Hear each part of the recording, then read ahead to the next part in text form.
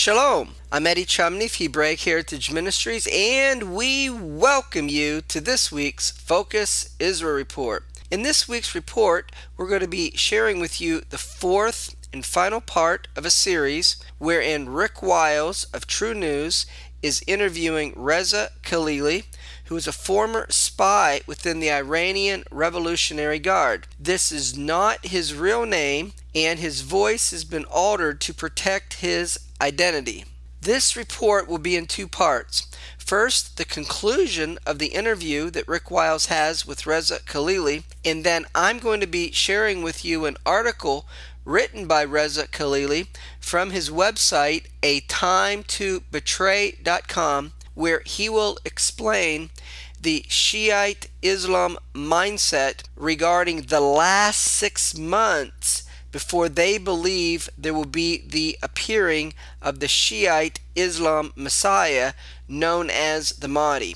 And in this view, you will learn that they expect war in the Middle East involving Syria and Iran will result in the destruction of the United States and Israel, and this will create the conditions for the appearing of the Shiite Islam Messiah. The significance of these things is once you realize how the leadership in Iran thinks, you will understand that war in the Middle East involving the United States, Israel, Syria, and Iran is inevitable. So now, Rick Wiles' interview with Reza Khalili. This is True News. I'm Rick Wiles. CIA spy Reza Khalili will be here to discuss the Islamic ideology expressed in the book The Last 6 Months, which deals with what Muslims believe will happen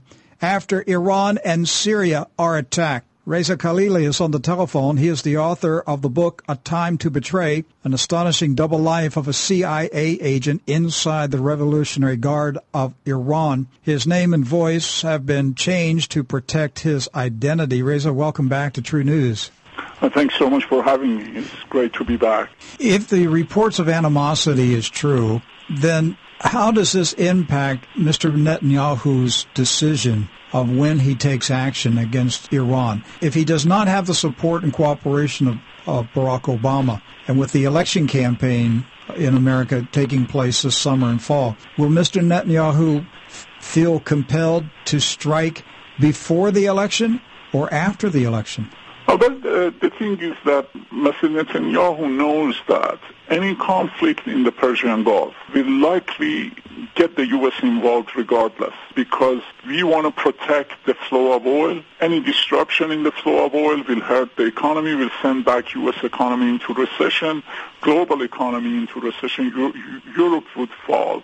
And so it will be an automatic that the U.S. will immediately get involved, taking out Iranian forces and stabilizing the Persian Gulf. And so when that's a given, then the decision to attack would be an easier one, because they know even though there's going to be consequences for Israel, Iran will attack it back. Hezbollah, Islamic Jihad, Hamas, and others would get involved. But if they can handle that, then it will be a faster solution, in their opinion, to deal with the Iranian nuclear problem, where the West is not willing to initiate such confrontation.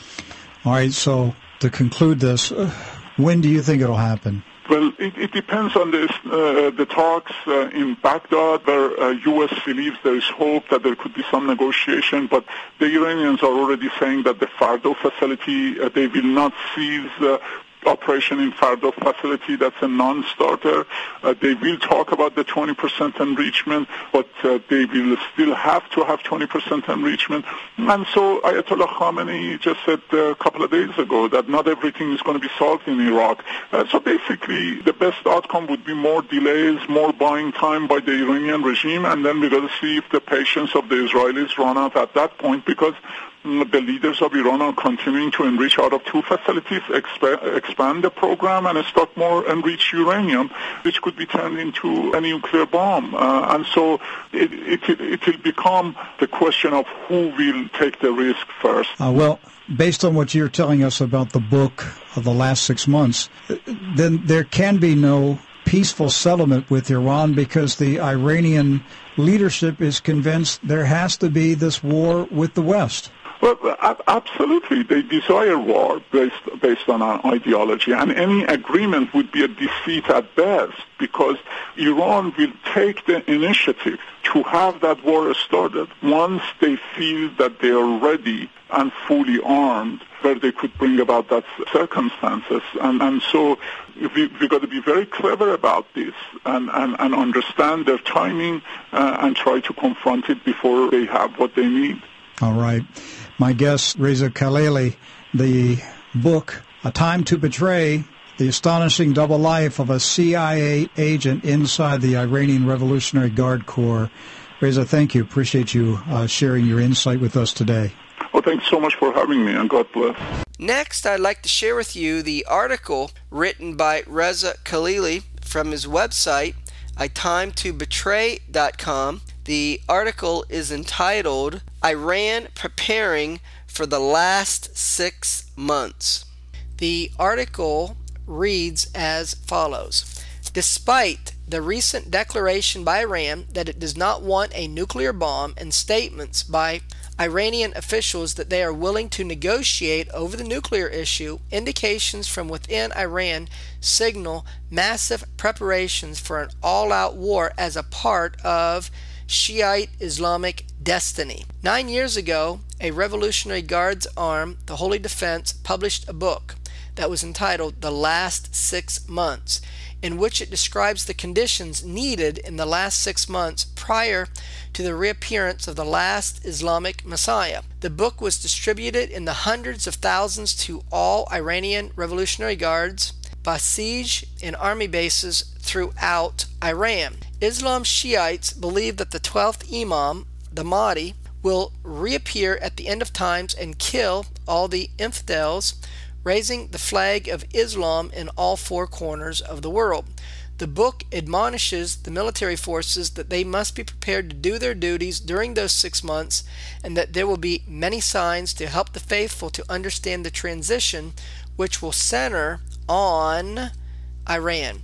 The book, which relies on Islamic hadiths by the Prophet Muhammad and his descendants from centuries ago, describes the 9/11 attacks and the invasions of Afghanistan and Iraq as signs that the time is near. But it also prophesies much more significant signs that would launch the 6-month time frame for the reappearance of the Mahdi, or the Muslim Messiah. And they would be, number 1, an attack on Syria, and number 2, an attack on Iran. Both these events are looking increasingly likely as Syria's Bashar Assad continues to murder his own people and Iran continues its quest for nuclear weapons. The Mahdi will only appear, Shiites believe, when Israel is destroyed and the United States is brought to its knees. 2/3 of the world's population will die in a nuclear exchange, and with this chaos and havoc engulfing the earth, the coming of the Shiite Islamic Messiah will unfold. As revealed in the Iranian secret documentary, The Coming is Upon Us, it is believed within the Islamic regime that the supreme leader Ayatollah Khomeini is the historical figure as claimed in the Hadith, who will rise up against the infidels and pass the flag of Islam to Imam Mahdi, the last Islamic Messiah. According to a source who served in the Guard's intelligence, he has defected to a country in Europe. Billions of dollars have been spent on the military forces to emphasize this very ideology of the coming, as well as preparations for an all-out war. Thousands of terrorist cells consisting of the most loyal are placed throughout the world, and they believe Iran will be a key player in creating the circumstances for the coming. The Islamic regime fully expects to be attacked, the source says. Its leaders believe this will happen as foretold in centuries-old hadiths and written in the book The Last 6 Months. Response contingencies call for simultaneous attacks on Israel, Saudi Arabia, and the Gulf states, and attacks not only on U.S. bases in the region, but on the U.S. homeland itself. The Islamic regime has already mastered nuclear technology and currently has enough enriched uranium verified by the IAEA for 6 nuclear bombs. It also has ballistic missiles capable of reaching every country in the Middle East and many capitals in Europe, but is also working with the help of China and North Korea on intercontinental ballistic missiles. An internal IAEA document from 2009 shows that Khomeini, as early as 1984, was pushing for nuclear bombs, stating that this was the only way to secure the very essence of the Islamic Revolution from the schemes of its enemies, especially the United States and Israel, and to prepare it for the emergence of the Imam Mahdi. Of utmost concern is that Iran likely has nuclear weapons already, even as it works to create more. As reported in October, Iranian agents scoured the former Soviet republics after the fall of the Soviet Union in search of buying existing nuclear bombs, offering hundreds of millions of dollars. As verified with sources at the State Department, a former U.S. intelligence officer, and a Russian general, the Iranians have at least 2 workable nuclear warheads. The source in the Guards' intelligence says he was informed in secret briefings while in the Guards that they had 2 nuclear bombs, though he could not attest if they were viable. But what he verified next was further terrifying, that Iran has neutron bombs, thanks to its ally North Korea. A neutron bomb is a tactical nuclear weapon invented during the Cold War to kill people with neutron radiation while minimizing damage to buildings. However, a neutron warhead is more accurately described as, and is officially called, an enhanced radiation warhead because it produces large quantities of all kinds of radiation, including gamma rays, that generate the electromagnetic pulse, the EMP effect, at high altitude, according to Dr. Peter Vincent Pry, Executive Director of the Task Force on National and Homeland Security, which advises Congress. So, if a neutron bomb, or more properly an ERW, is detonated at high altitude above 30 kilometers, it becomes an enhanced EMP weapon, a strategic weapon that could generate a powerful EMP, destroying electronics and collapsing the critical infrastructures that support the lives of millions of people over vast geographic areas, Price said. As verified by the IAEA, the Guards have launched ballistic missiles from ships and detonated warheads over the Earth's surface. Those tests have only one purpose, and that is to create an EMP attack, whether by nuclear or neutron bomb. As revealed last year, the Guards have now armed their naval vessels with ballistic missiles and plan on deploying warships in the Atlantic Ocean. Studies show that a successful EMP attack could destroy electric power, telecommunications, transportation, banking and finance, and food and water across the continental United States. The Congressional EMP Commission estimated that, given current U.S. unpreparedness, 1 year after an EMP attack, about 2/3 of the U.S. population, or 200 million people, would have perished from starvation, disease, and the collapse of society.